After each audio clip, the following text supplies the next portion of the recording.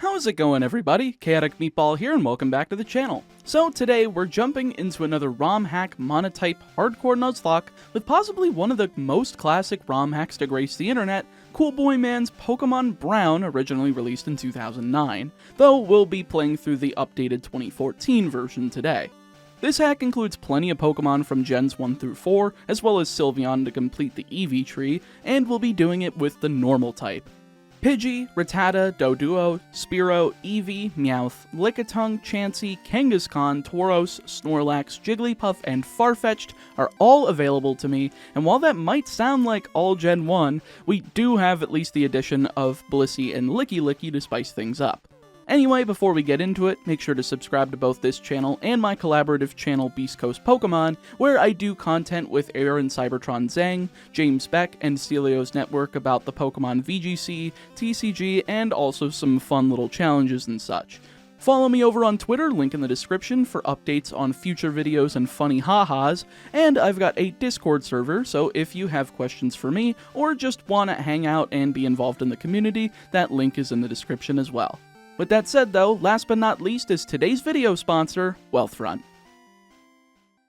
Ever since I was a kid, my parents always told me that investing for retirement is one of the most important things I can do as an adult, and that people don't tend to look that far into the future and fail to save enough for their own retirement.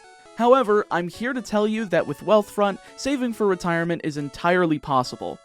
Wealthfront is an app that uses automated software to manage your investments and to find the optimal portfolio to help grow your money long-term based on your risk tolerance.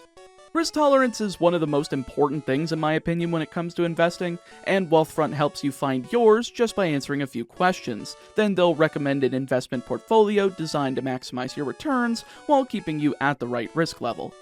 Now that might sound like it'll take a long time to set up, but it doesn't, and neither does investing. It only takes a few minutes to sign up, and since Wealthfront is completely automated, they'll handle the trading and regularly rebalance your portfolio so you don't have to.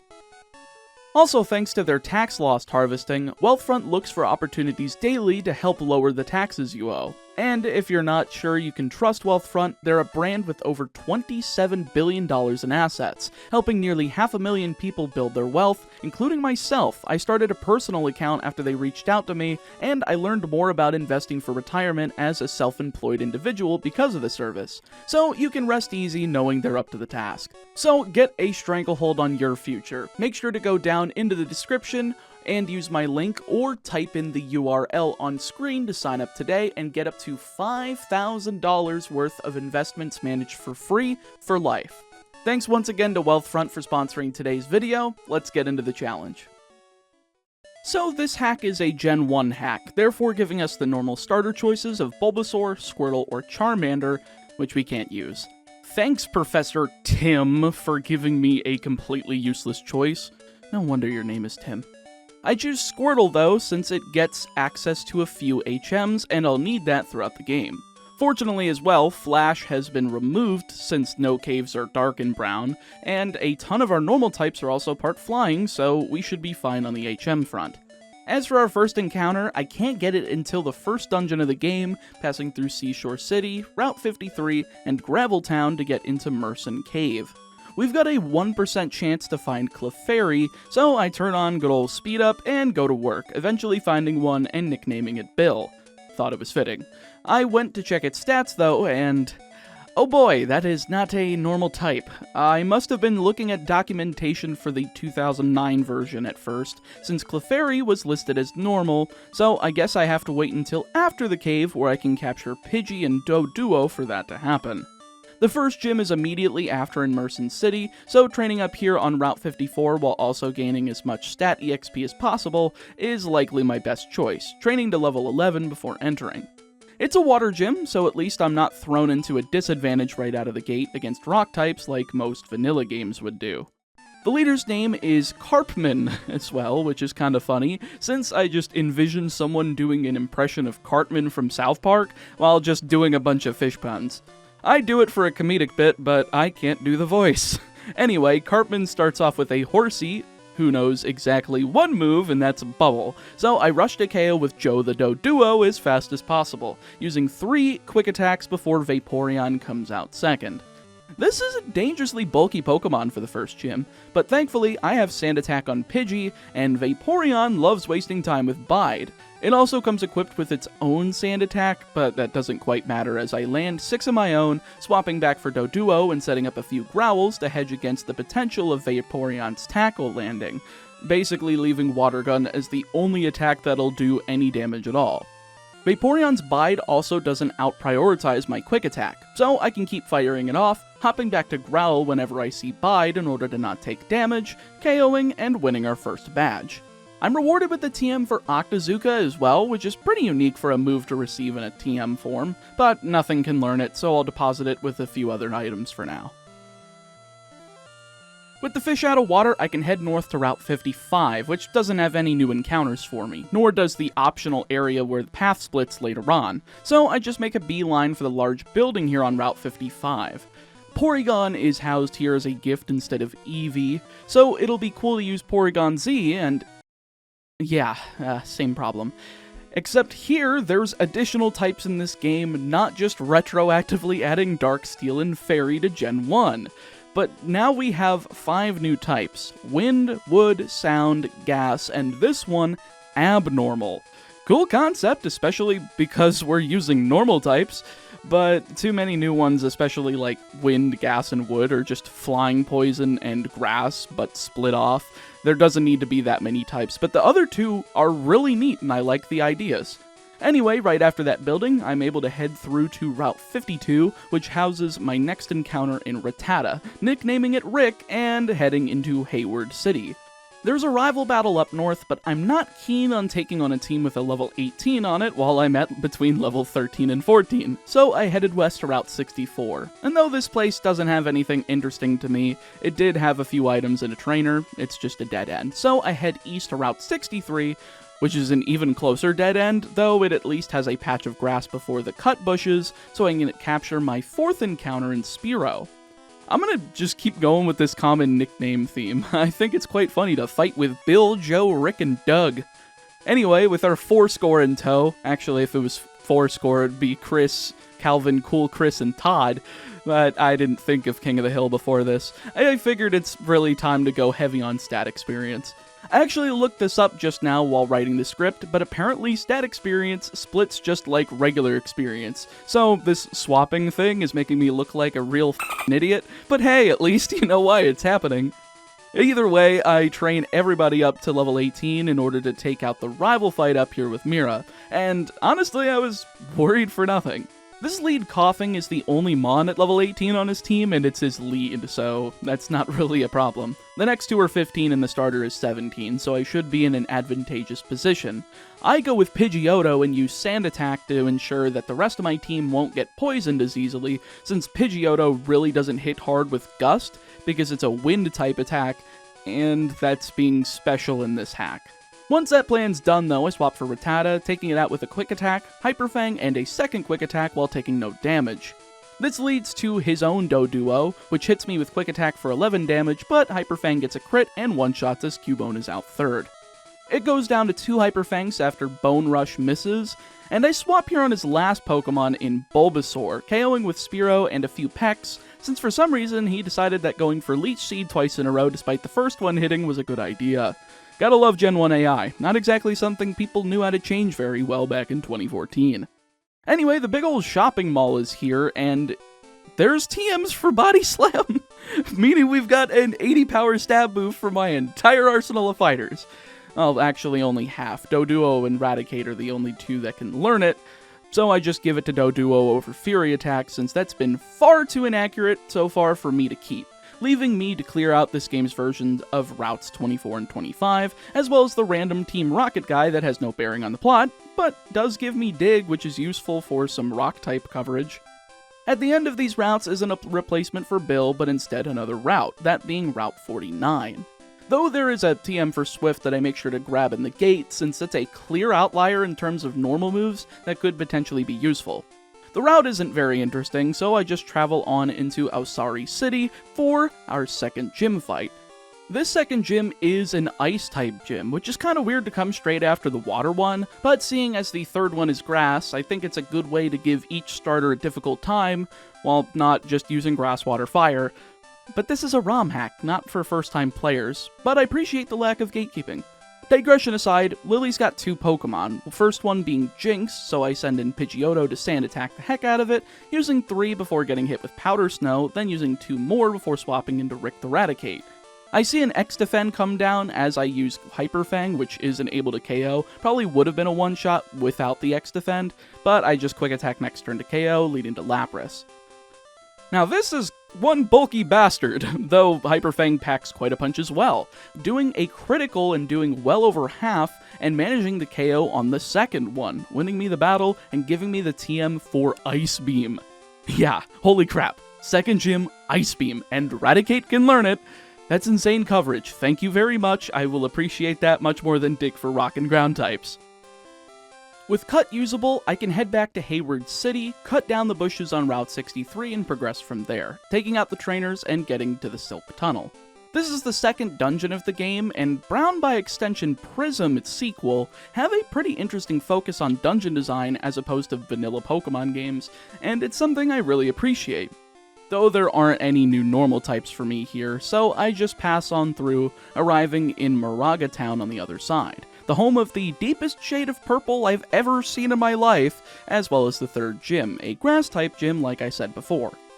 Definitely a short gap in between gyms, and thanks to my sheer type advantage of most of my team being part flying, and the fact that the HM for Fly is available in this city, I'm able to, after a quick grinding session to level 26, one-shot the entirety of Lois's team with Pidgeotto, taking out Weepinbell, Gloom, and Ivysaur all with Fly, winning me the Sprout Badge. Can't say I expected this one to go terribly, and in reward, I get the TM for Giga Drain. I don't know if it'll be useful or usable at all, but I'll box it. So that's 3 down and 5 to go. East of Moraga Town is my next destination of choice, Route 60. Very short route, only one thing for me to do without Surf, and that's capture my next encounter in Meowth. Just in time for Jeru City 2, seeing as this place has another gym leader, an Electric-type user. Now, I'm a little worried about this one since I only have 2 members of my team not being part flying, though I think I'll make it out just fine with Raticate's Dig. The gym trainers provide no challenge whatsoever, but I'm rather far away from the level cap of 29, so I went ahead and took out the trainers on the next route and the lower leveled ones in the Rocket building before getting to fight. Yeah, really original name there, bud. Well, he uses a pretty solid Electric-type team for this point in the game, leading off with Raichu as I go with Rick the Raticate, immediately destroying it with a Dig as he misses with a Thunder Wave. 1 down, 2 to go as Electabuzz takes center stage, and he only has Quick Attack and Leer. Not that it matters, because Sparky just uses the turn setting up an X speed, despite his only attacking move having priority, and going down the toilet with a critical Dig. Last up is Jolteon, and it actually manages to attack me, though it's only with Tackle. Not sure why it wouldn't go for Thunderbolt, as Raticate has no resistance to it, but I guess the most sensible answer is Gen 1 AI, winning me the 4th badge and the TM for Thunderbolt. Thank you very much, I'm sure that'll come in handy later. East of Jeru City is my next destination in Route 59, though we've already taken care of the trainers here. Instead, I'm finishing off the Rocket Building's few trainers that were higher level than our good old Sparky, though Giovanni's at the end of it and looking to pick a fight with me. And I thought I scared your money laundering ass out of Kanto only to see your punchable face right on over here in Rejean.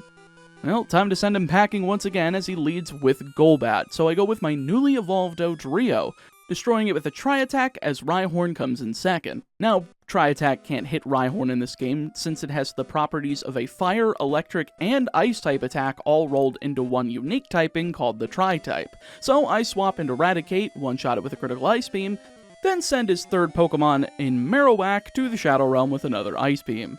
Last out is his Ace Persian, who goes down to a critical Hyper Fang to seal the deal. Can't say I didn't expect that outcome. You are indeed a complete moron there, Giovanni. Anyway, I actually talked to the owner of the building here instead of how I do in the Kanto games, and all he gives me is a Shiny Stone. That's even more useless than a Master Ball in a solo run, man, come on. I make my way out of the building and head on into Botan City just to the east, and now that Team Rocket is gone, the city has repopulated rather than, everyone being cooped inside because of the rocket grunts, and they're going to try to whip you if you go outside and buy a gallon of milk. Nothing here to do, though I do want to get the EXP out of the channelers up in the haunted forest north of the area, and this is the game's replacement of the Pokemon Tower, housing a nice rival battle at the beginning. Mura starts out with a coughing at level 30, so I go with my newly evolved Persian, and thanks to one of the TMs I got from a sign event earlier, I'm able to one-shot with a critical Shadow Ball, leading to Doduo. It's still rather fragile as an unevolved bird, going down in 3 paydays after landing a Tri-Attack, missing a Fury Attack after a low roll from me, hitting a Quick Attack before going down. Gotta love ranges, man, always trying to make my life significantly more inconvenient. Third out is Ghastly, falling to Shadow Ball immediately as Larvitar's out 4th. An interesting choice to be sure for this team, but I go swap out into Rick the Raticate so I can just dig this thing out of the game, taking a Rock Slide for about a quarter in the process. This leaves just the starter Ivysaur, and Razor Leaf does a surprisingly large amount of damage, over half of my remaining HP with a critical, but since Raticate's faster, I'm able to KO with 2 Ice Beams and only receive one of those Razor Leafs, sealing up the fight real quick. Not at all bad if I do say so myself. The channelers in here aren't a problem either, though confusion in this game seems to be a rather big annoyance. It's almost like the chance of hitting yourself was increased or something. I don't know, I didn't fact check it. Either way, I'm blocked off by this weird Chansey Missing No abomination, telling me I need some virus scanner, which just so happens to be in the next town's mansion. So I get out of Dodge and head south of Botan City through Route 58 in order to arrive in Castro Valley. This place actually has a new normal type for me though, as I can grab a Pidgey from a route that I haven't gotten an encounter from before, and trade it off for a new member of the team, that being the Chansey. This is a pretty buff Pokemon, though because this game is based on Generation 1, it doesn't evolve by friendship, it evolves at level 55, so we are going to have it benched for most of the game. That and the 6th slot of my team has been forever occupied by the HM Dingus. This gym's level cap is a whopping level 41 as well, so I need a bunch more levels here too. So heading to the Castro Forest for the trainers there is my best bet, taking them out as well as the ones on Route 62, though I'm being blocked off at the entrance of Route 61 by Snorlax. The Pokeflute is the only available way to get past here, and that's only after finishing the Haunted Forest, so I turn my ass back to Castro Village and get into the mansion in order to find the virus scanner. There's a ton of trainers crawling around in here, but my team is only in the early to mid-30s by this point, and I find it while still in the mid-30s going back to the Haunted Forest. The Ghost Missing No Chansey thing turns out to be a Kangaskhan though, and it's catchable, giving me another encounter. For some reason though, it doesn't go away after capturing it, so I have to KO to continue. The Rocket Grunts in here don't provide much in terms of EXP anyway, so I'm still in the mid-30s before just having everything done. With the next gym leader's gym trainers taken out as well as a grinding session, this gym leader is Koji, and he uses fighting types, so you can guess how that went. Actually, you can't, because I used Fearow instead of Pidgeot. I finally got access to Drill Peck during the grind, giving me a great one-turn flying move over Peck, which one-shots Machoke, Poliwrath, Heracross, and Machamp, giving me the Fist Badge in lightning-quick fashion. I also get the TM for Dynamic Punch, which is not at all useful because it's still 50% accuracy, and none of my Pokemon can learn it, so I go ahead and sell it for some extra funds. Figured I'd throw this into the video real quick. I wanted to give another shout out to Beast Coast real quick, since our first episode of the History of Pokemon trading card game with physical cards came out today. Yeah, we're using actual cardboard instead of the terrible TCG1 simulator that is really not conducive to a viewer experience. So make sure to go check that out to learn what those beautiful shiny cards actually do. Let's make that video hit 3,000 views, I'd very much appreciate it, link in the description. Anyway, I can get back through to Route 61, wake up that Snorlax, and capture it for my encounter, getting to the end of the route where I can get my hands on the HM for Surf. Yeah, about time. This actually gives me plenty to do and plenty of trainers to take down in order to get to our next level cap of 48, and Surf even lets me access Johto. It's been hit with a nasty earthquake, so the only areas available are Route 34, Alex Forest, the Slowpoke Well, and Azalea Town, but Bugsy is indeed battleable at the end of it. I'll be taking care of him in a bit since his ace is level 50, and I'm going to treat him as a pseudo gym leader with a level cap just to keep this interesting, but we've got another gym leader to take care of first. The next gym is actually in the playable character's hometown of Seashore City, taking the inspiration from Black 2 and White 2, I see. Though the original version of this game came out in 2009, so maybe Cool Boy Man came up with the idea first. Either way, this gym is really unique. I love how you enter it and it immediately sends you right back out into a reflection of the town that you just entered from, crawling with gym trainers. Cheryl's out on one of the islands with Surf, and once I'm up to the level cap of 48, I'm ready to take her down. She leads off with Starmie, so I go with Persian to blast it with Shadow Ball, doing well over half as it lands. Tackle! Seriously? Just use Psychic or Surf or something. Oh wait, you don't know those moves. That's fine. Maybe this Slowbro will provide a challenge. Oh, never mind, that's Withdraw. Also, of course, hitting a second Shadow Ball after a critical is just shy on the range to KO, not KOing and forcing a healing item. And then I proceed to do the same thing after 2 more Shadow Balls, finally KOing on the 5th attack in Body Slam after taking a Water Gun.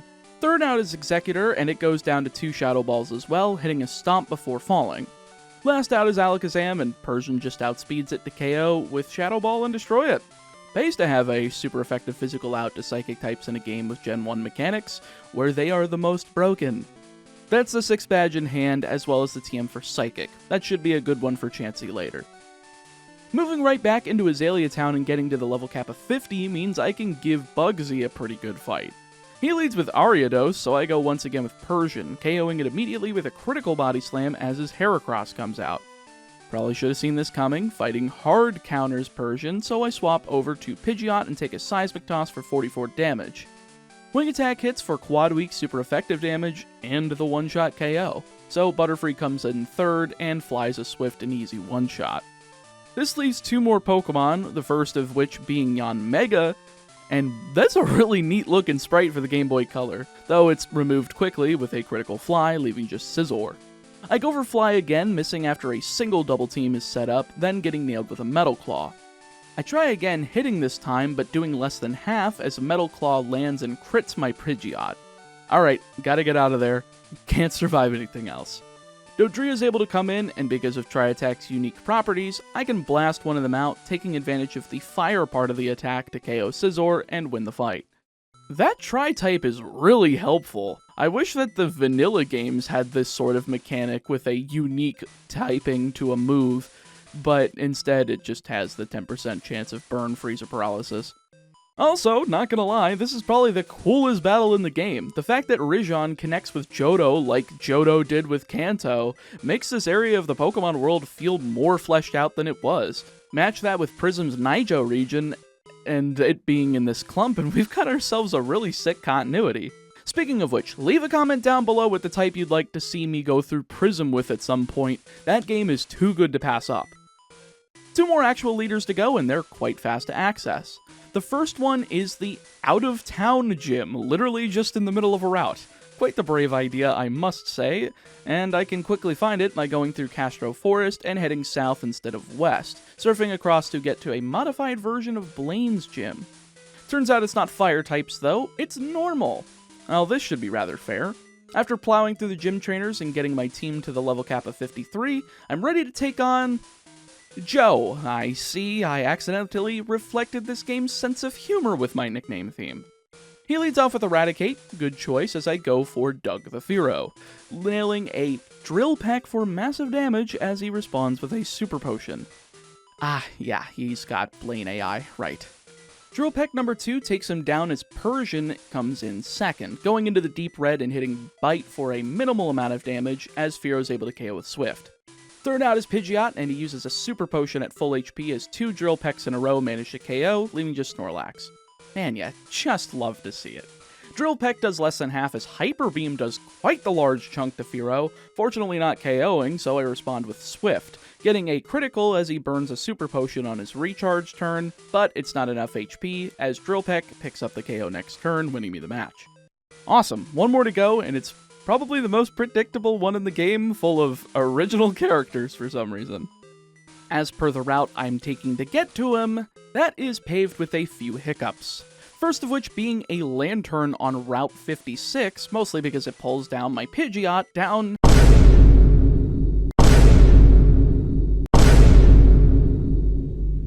to exactly 1 HP. That would have been rather embarrassing if this so far perfect run was blemished by a random trainer on Route 56 of all things, but thankfully Pidgeot survives another day.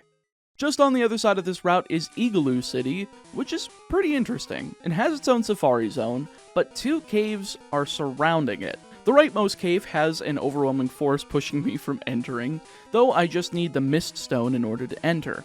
I can get that by going through the left cave and making my way through to the Amulet House, acting as the replacement for the Warden's House and the Red Amulet to the Golden Teeth. This gives me access to strength, the boulder is able to be moved, and I can get the Mist Stone from here. And there we go, cave time. That cave happens to hide the last gym of the game, and for a gym that's run by Giovanni, this feels much more like a hideout rather than a publicly available gym like the one in Kanto. I really like it. What's funny though is that he's protected by a pallet patroller, and the sprite looks ripped straight out of Mighty Morphin Power Rangers. Excuse me while I go nerd out with my Red Ranger helmet collection. This guy's actually got a pretty sick team, housing stuff like Houndoom, Weavile, Gliscor, Umbreon, and Honchkrow, with the 4th one of those being the most annoying thing in the world. Seriously, Moonlight just keeps healing him even though I keep punching him really hard. I guess I just needed to punch harder, but he's not who we're here for. We are here for Giovanni, and after training to the level cap of 60, it's time to pummel him for the last time this run. Giovanni leads with Rhydon, so I go with Pidgeot to set up a few stand attacks. Probably didn't need to do this, as I just swap into Dodrio, completely blanking on the fact that Tri-Attack is missing all 10 times in a row because it's considering the fact that it's part Electric type in order to give Rhydon immunity. Alright, stupidity aside, I swap into Raticate and hit Ice Beam twice in order to KO with full HP, leading to Crobat. 2 Body Slams takes it down as he wastes a Guard Spec, which leads to Kangaskhan, which is another 2-shot, this time landing a Dizzy Punch that I thought for sure would confuse Raticate, seeing as my confusion luck this run has been terrible, but I live to not swap out another day, leading to his 4th Pokemon, Rhyperior. Do not like the sprite being blue, just gotta say that. He uses Horn Drill, working off of Gen 1 mechanics means that he can't land this on any of my Pokemon since they're all higher level than it, so I get off scot-free as I KO with 2 Ice Beams, leaving just Persian. Body Slam brings him into the red as Slash gets a critical and brings Raticate down to 25% HP, but I'm able to just follow up with Quick Attack for the KO and the win. Alright, now let's see if the Rejean League can stand up to the likes of Bill, Todd, Rick, Doug, and Joe. There's not much in the way of the league, actually. First things first, backtracking to J-Roo City allows me to go north into the Seneca Caverns, traveling through Route 65 and on through the Badge Gates. There's no Victory Road, though there is an optional cavern that leads to the Helix fossil. No dome, though. Very interesting, seeing as this game once again came out before Twitch plays Pokemon.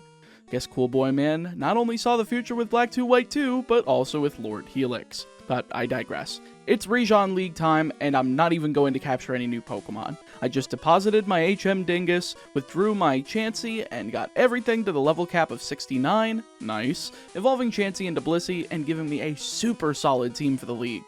Blissey also gets to be a fantastic attacker here, seeing as we're working with Gen 1 special stat as opposed to the split that happens when it's introduced in Gen 2, so I'm really excited about that.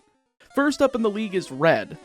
No, not the Red from Kanto, but instead a character that was referenced by the Pallet Patroller guy in Giovanni's gym. Not sure what it means story-wise since it's been years since I beaten Prism, but alas, they're a Fire-type user, leading off with a Rapidash as I go with Raticate. There's a pretty big discrepancy between the first and last Elite Four members' levels, making this a bit easier of a sweep than it should be, but Raticate's able to one-shot Rapidash, Ninetales, Flareon, Arcanine, and Typhlosion, only getting hit by the last one with Quick Attack before sealing up the win. First member's always a piece of cake, but Jared the Poison user is a little more difficult. I keep Raticate up front here because of Dig, using it on his lead Arbok as he uses an X-Defend to barely survive and fire off Acid for minimal damage. Quick Attack finishes it off though, as Crobat comes in second, only to fall to 2 Body Slams after it sets up Haze. Third out is Beedrill, an easy one-shot with Body Slam, leading to Vileplume fourth, and while we both paralyze each other, I don't get held down for the turn, plus I'm doing damage with Body Slam, and he only went for Vileplume's Stun Spore, so I am able to KO with 2 Body Slams, leaving just Venusaur. Now this is where I have a bit of a scare.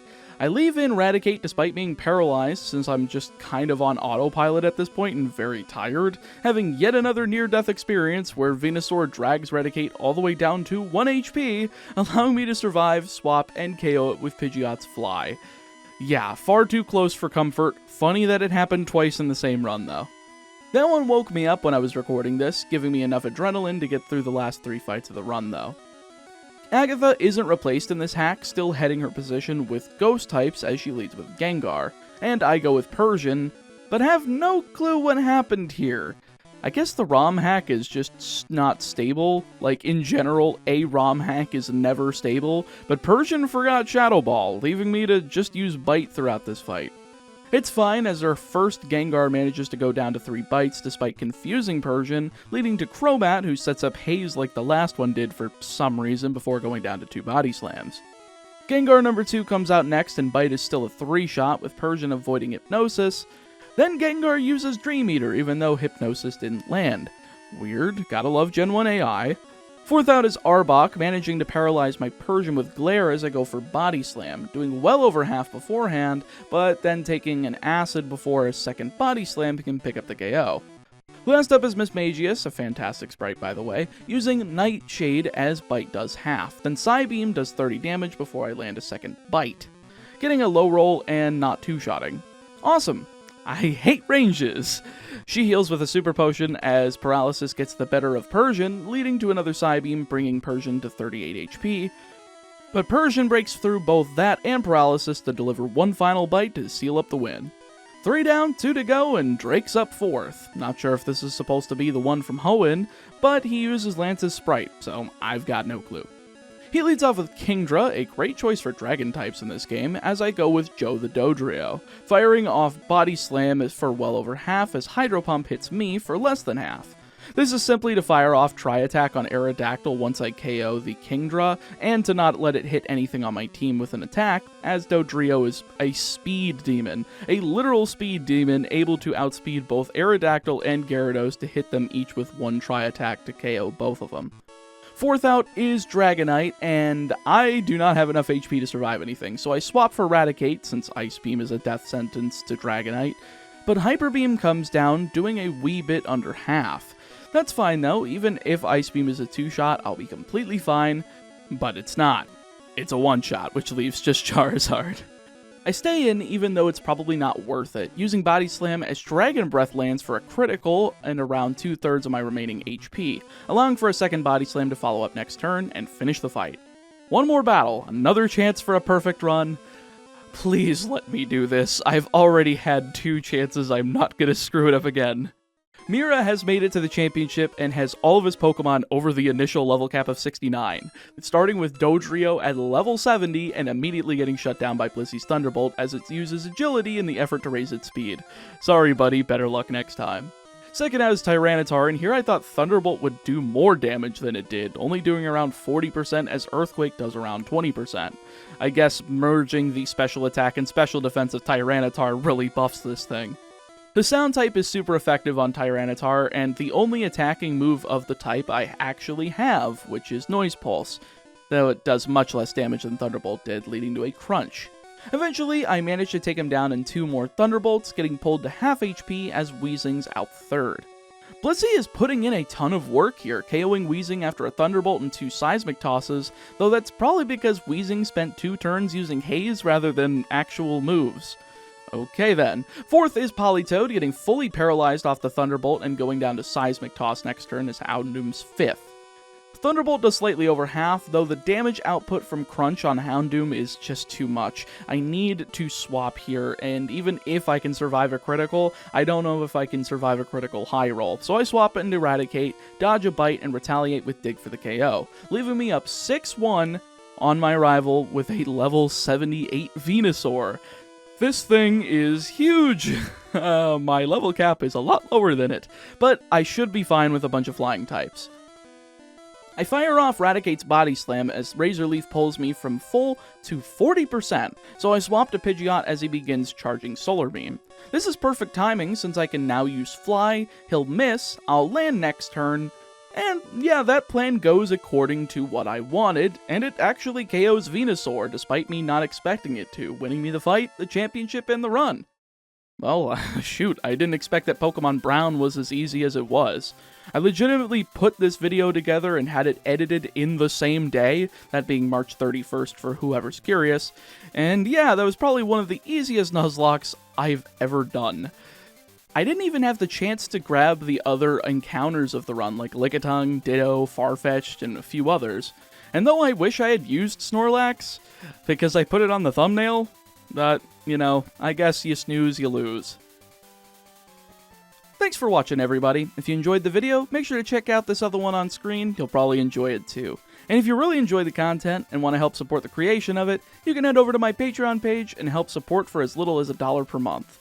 Speaking of which, shoutouts to my $5 and above patrons, Arantula, Aaron Ladeau, Aaron Rhinesmith, Aiden Brannon, Andy, Casper Kirkpatrick, Cryptic Gamer, Heim Flo, Jacob Johnson, Justin Dimmenstein, Kevin, Leon Matog, Zeno, and Zachary Keever. Shoutouts once again to today's sponsor, Wealthfront. Check them out in the description below since they're providing a pretty nice service. Stay safe, stay healthy, and I'll see you next time.